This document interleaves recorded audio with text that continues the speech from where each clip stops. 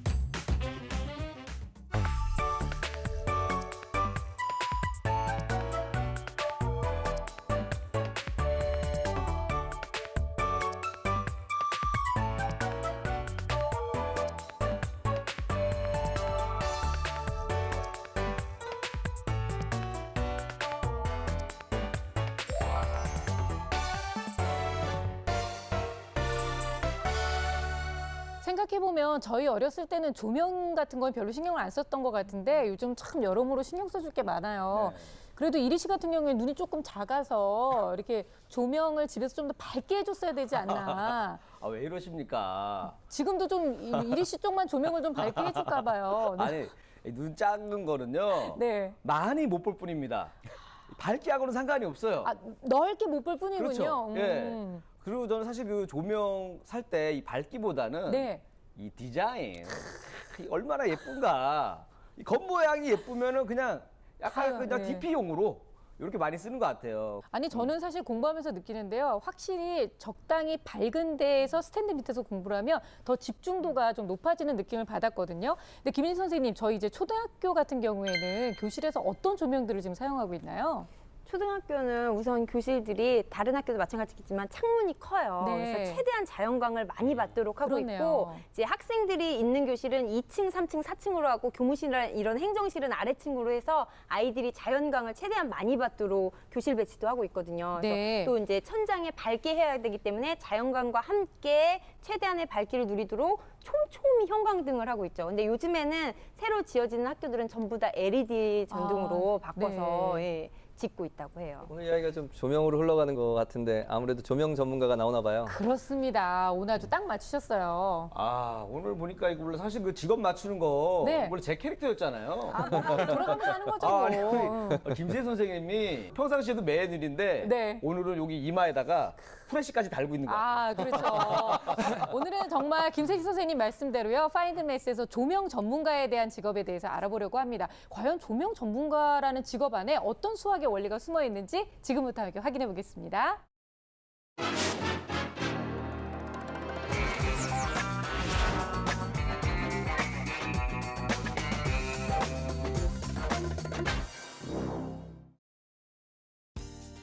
인류는 조명을 발견하기 전과 발견한 후로 나눌 수 있습니다. 인류 역사상 가장 획기적인 발견이죠. 특히 조명의 아버지라 불리는 에디슨은 오랜 연구 끝에 백열전구를 발명했고 백열전구는 시대를 바꾼 불후의 발명품이 되었습니다. 조명은 이제 보이지 않는 것을 비추는 단순한 기능뿐 아니라 실내 인테리어의 중요한 부분으로 자리 잡아가고 있는데요. 식욕을 돋우고 집중력을 향상시키며 분위기까지 전환시키는 등 우리 삶의 전반에서 다양하게 사용되며 그 역할이 점차 확대되고 있습니다. 블루오션 조명 시장에서 뜨고 있는 사람들이 있습니다. 바로 오늘 파인드메스에서의 주인공 조명 전문가들인데요. 조명 전문가들은 크기도 색도 모양도 다른 각각의 조명들을 척척 만들어내는 것 같은데 구체적으로 어떤 일을 하고 있을까요? 조명을 디자인하고 조명 내부의 회로와 외관을 설계하고 그렇게 설계된 조명을 제어하는 모든 직업을 말한다고 할 수 있습니다. 물론 조명을 설계하는 것도 중요하지만 그렇게 설계된 조명을 생산하고 그 품질을 관리하는 것도 매우 중요한 업무 중에 하나입니다. 조명을 제작하기 위해서는 가장 먼저 컨셉이 필요한데요. 어떤 용도로 어떻게 쓸 것인지 결정한 후 조명을 설치할 환경이나 적용 범위, 예상 가격까지 고려해 디자인과 성능을 정하는 것이 바로 컨셉이랍니다. 환경에 맞는 최적의 빛을 구현하기 위해서 LED 사이의 거리, LED의 각도, 그리고 확산판과의 거리 등을 수학적인 계산을 통해서 설계에 반영하고 있습니다. 컨셉이 정해진 후에는 디자인을 시작합니다. 제품을 만들기 위한 재료, 조명의 위치 등을 고려해서 디자인을 하는 것이 중요합니다. 따라서 디자인은 사실상 설계의 첫 부분이라 말할 수 있는데요. 디자인에 사용되는 설계를 광학 설계라고 합니다. 광학 설계에는 기하학, 삼각함수, 빛의 물리적 성질 등 다양한 수학이 적용되는데요. 광학 설계를 통해 조도, 휘도, 조명 효율 등을 조절합니다. 쉽게 말하자면 빛은 얼마나 밝아야 할지, 어디까지 비춰야 할지 등을 정할 때 수학의 원리가 사용된다는 것이죠. 조명 전문가의 손에서 탄생한 여러 모양의 조명들, 그 종류도 매우 다양합니다. 그런데 조명 전문가의 역할이 이게 전부는 아니라는데요. 조명 전문가가 말하는 조명의 핵심은 바로 회로 설계. 회로 설계가 잘못된다면 제품의 성능이나 효율, 수명을 감소시키게 되는데요. 특히 조명은 높은 전압을 사용하는 전기 제품이기 때문에 재산과 인명의 손실을 방지하기 위해서는 회로 설계에 더욱 신중할 수밖에 없습니다. 회로 설계의 한 부분인 전원 회로 설계는 전압을 바꿔주는 설계인데요. 전류의 방향이 수시로 바뀌는 교류 전압을 일정한 방향으로 흐르는 직류 전압으로 바꾸는 것입니다. 전류의 흐름이 수시로 바뀐다면 조명 부품이 금방 망가지기 때문에 전류가 한쪽 방향으로 흐르도록 설계하는 것입니다. 전원 회로의 중요한 부분인 PFC 회로를 설계하는 중입니다.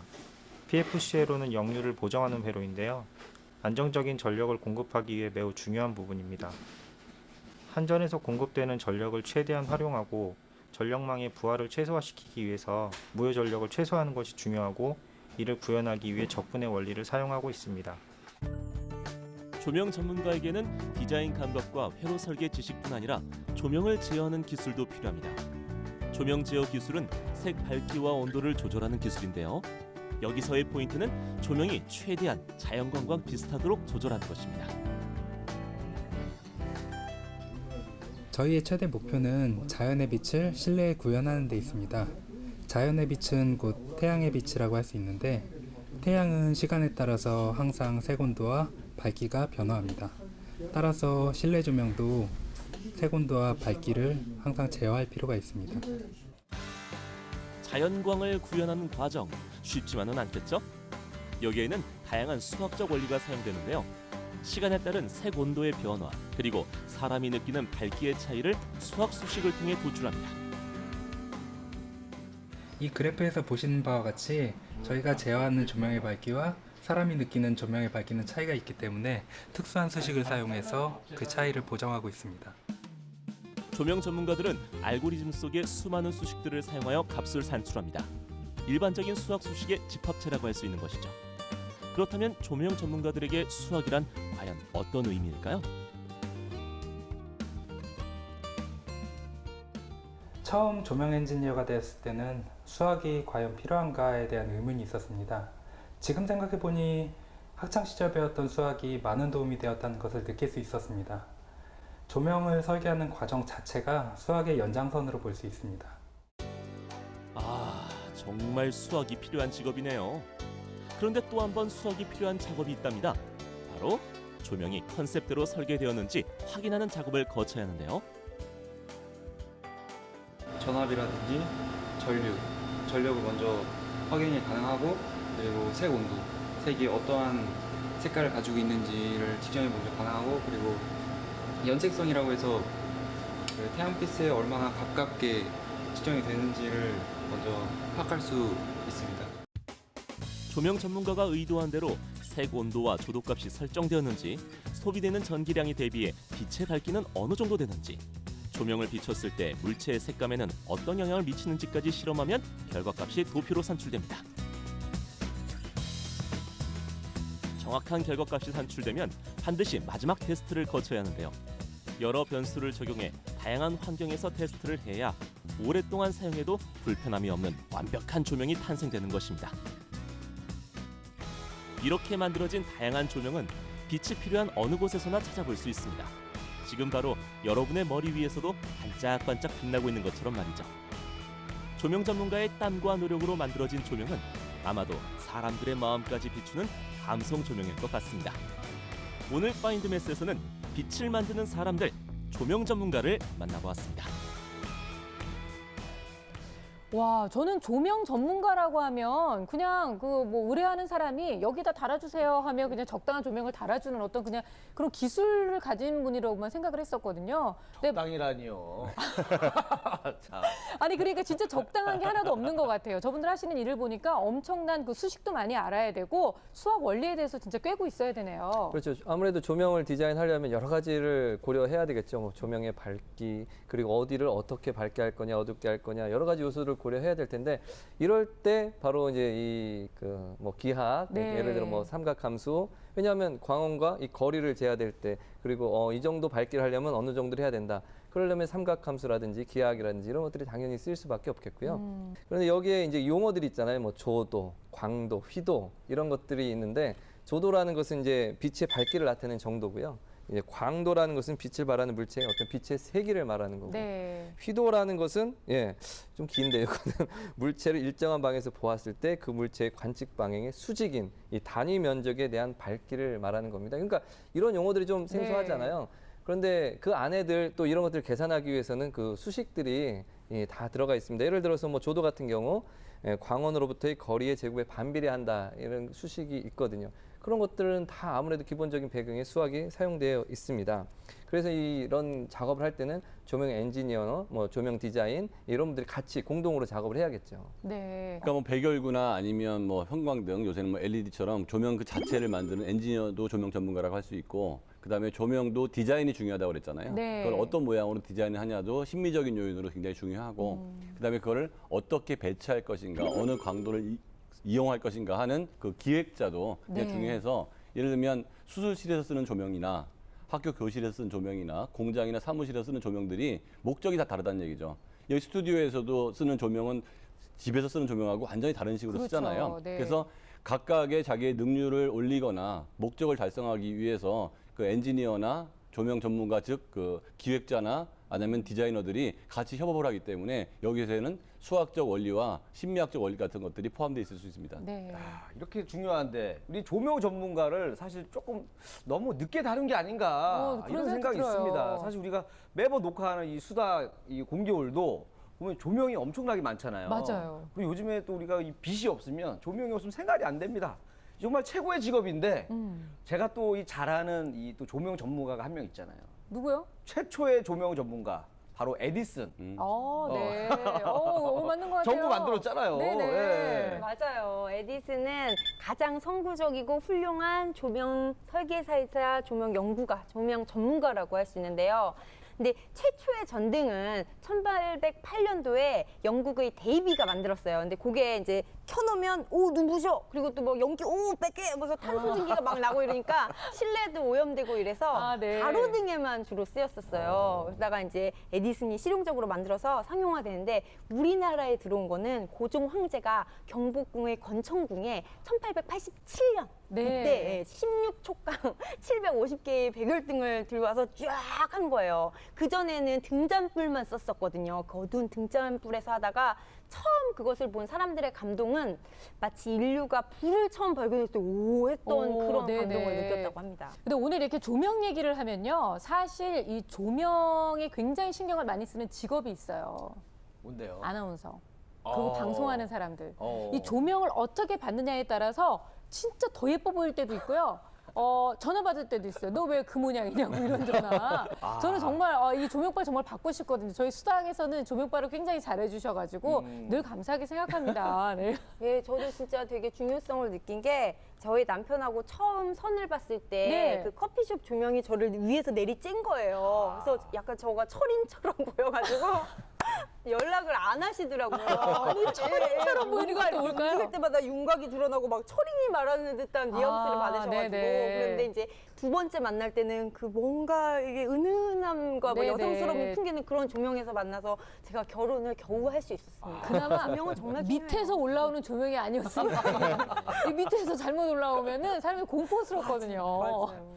근데 저는요 개인적으로 이 박지성 선수가 네네. 박지성 선수가 은퇴를 했잖아요. 네. 이 조명 전문가라면 왠지 잘할 것 같아요. 아니 근데 박지성 선수하고는 너무 동떨어진 얘기 같은데요? 조명? 왜냐하면은 이 멀티플레이어잖아요. 박지성 네. 선수가. 이 조명 전문가는 왠지 이 멀티플레이어의 능력이 있어야 될 것 같아요. 이 한 분야만 알아서는 안 되고 네. 이것저것 다 아는 사람.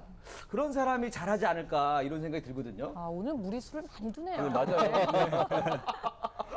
그럼에도 불구하고 맞습니다. 이제 조명 전문가는 진짜 융합 수학 전문가라고 볼 수 있고요. 네. 왜냐하면 전자전기 관련된 일을 할 줄 알아야 되고요. 그 다음에 미적인 감각이 있어야 되고요. 게다가 건축학이나 아니면 생리학까지도 알아야 되기 때문에 정말 융합적인 그 전문가여야만 조명 전문가가 될 수 있습니다. 공업수학이라는 게 있습니다. 네. 예, 아무래도 공대생들이 배우는 큰 두꺼운 공업수학이라는 게 있는데 그 안에 보면 미분, 적분, 뭐 중적분, 편미분, 편적분 이런 게 엄청 많거든요. 근데 이제 이 전기 하시는 분들도 공대 쪽에 전기공학과 있으니까 그런 것들을 많이 배우시는데 사실 저희들보다 미적분은 계산을 훨씬 많이 하실 거예요. 네. 우리 이론적인 걸 더 많이 하고 기본 계획이 더 많이 하지만 이분들은 실질적으로 계측하고 뭐 이런 일들이 많기 때문에 그런 연습을 많이 하시죠. 근데 이분들은 또 전기 쪽이기 때문에 회로를 많이 다루시거든요. 근데 회로에 보면 우리 직류, 네. 교류, 뭐 직류전압, 교류전압 이런 게 AC/DC 뭐 이런 거 하잖아요. 그래서 기본적으로 그 안에는 뭐 회로 중에 네. 이제 미분기라든지 뭐 적분기라든지 이런 것들이 있습니다. 그래서 그런 설계를 하실 때 시험도 그걸 많이 보세요. 근데 미분기라는 것은 이제 입력 신호에 비례하여 미분 값에 비례하여 출력하는 회로고 적분기는 적분 값에 비례하여 출력하는 회로라고 생각하시면 되는데 네. 어쨌든 그런 여러 가지 설계를 하셔서 안정되게 그 전기를 잘 공급하고 그리고 조명을 잘 할 수 있도록 설계를 하는데 주안점을 두고 공부를 하시는 거죠. 네, 아니 지금 선생님 말씀하시는데 직류 전압, 뭐 교류 전압, 220V AC/DC 옛날 생각이 주마등처럼 스쳐 지나가네요. 초등학교 때 이거 배웠던 것 같아요, 선생님. 그렇죠. 주로 뭐 전류, 직류하면은 이제 과학 시간만 떠올리시는 경우가 많은데 요즘에는 과학 시간에도 다르지만 과학하고 수학하고 이제 스팀이라고 그래서 융합 수업을 많이 해요. 네. 그래서 아이들끼리 특히 수학 관련해서는 비와 비율을 배울 때 많이 다루거든요. 그래서 전류가 얼만큼 흘렀을 때 밝기가 어느 정도 되는지 그리고 온도에 따라서 그 전구의 밝기가 어떤지를 판단을 해서 그 비와 그 변한 조건에 따라서 그 결과를 찾아요. 그 다음에 아이들이 최적의 비율을 찾아서 실질적으로 만들어 보는 거죠. 그래서 이 공간을 비추기 위해서는 몇 개의 전구에 어떤 만큼의 전류가 들어갔을 때 가장 환하게 비치고 눈이 부시지 않고 가장 적절하게 비추는지를 그 계획해서 조사를 해서 수식화시켜서 맞춰서 실제로 실현해보는 활동까지 이런 네. 활동들을 하고 있거든요. 사실 고등학교 수업에 조명에 관련된 내용을 간혹 하기도 해요. 아, 정말요? 기아 벡터에 이제 2차 곡선이라는 단원이 있는데 거기에 이제 포물선을 할 때 제가 이제 배트맨 얘기를 합니다. 오. 배트맨과 전혀 조명과 관련이 없을 것 같지만 사실 그 형사가 배트맨을 부를 때 그 이런 서치라이트 그래서 위에 쫙 나가잖아요. 그 배트맨 그림을 그려놓고 하면 이 빛이 일직선으로 나가잖아요. 네. 이 서치라이트의 면이 포물면입니다. 그 선을 포물선을 이렇게 회전시켜서 만든 면이거든요. 네. 근데 그 위에 초점에 빛을 두면 이 초점에서 발생된 빛이 이 벽을 맞고 직선으로 나가는 성질이 있어요. 그래서 이런 얘기 해주면 학생들이 좋아하죠. 아, 그렇군요. 근데 이 조명이 사실 그 종류도 굉장히 많고요. 그리고 뭐 우리 집에도 있고 어디 뭐 회사 가도 있고 뭐 야구장 가도 있고 뭐 당구장에도 있습니다. 없는 데가 없는데 이 조명 전문가라는 직업이 이 조명처럼 굉장히 이 전망이 밝을 것 같은데 그러니까요. 어떤지 맞아요. 궁금해요. 사실 그 옛날에는 낮에만 살고 밤에는 할 일이 없었잖아요. 어두워서. 근데 조명이라는 게 발전함에 따라서 더 많은 시간 즐길 수 있고 일할 수 있고 이렇게 돼 있기 때문에 인간이 발전하면 발전할수록 조명에 대한 수요는 더 커지고요. 더 네. 고급 조명을 필요하기 때문에 그 전망은 상당히 밝다고 볼 수 있고요. 이걸 위해서는 전자 관련된 학과를 들어가는 것도 기본적인 거고요. 그다음에 물리학 같은 경우도 분명히 관련이 있고 게다가 미대나 건축학 같은 경우도 조명 전문가가 되는데 관련이 있기 때문에 꼭 어떤 과가 조명에 꼭 도움이 된 이런 과는 없고 여러 가지 전공을 하다가 자기가 선택을 함에 따라서 그 진로가 될 수 있을 것 같아요. 네. 자, 오늘 파인드메스에서는요, 조명 전문가에 대한 이야기 함께 나눠봤습니다. 오늘은 정말 많은 분들이 늘 항상 조명과 함께 하는데도 불구하고 별로 일상생활에 많은 부분을 차지하지 않고 있다고 생각했던 것 같은데요. 아이들과 함께 조명 얘기, 에디슨 얘기, 여러 가지 다양한 얘기 나눠보시면 좋을 것 같습니다. 자, 파인드메스 다음 시간도 많이 기대해 주세요.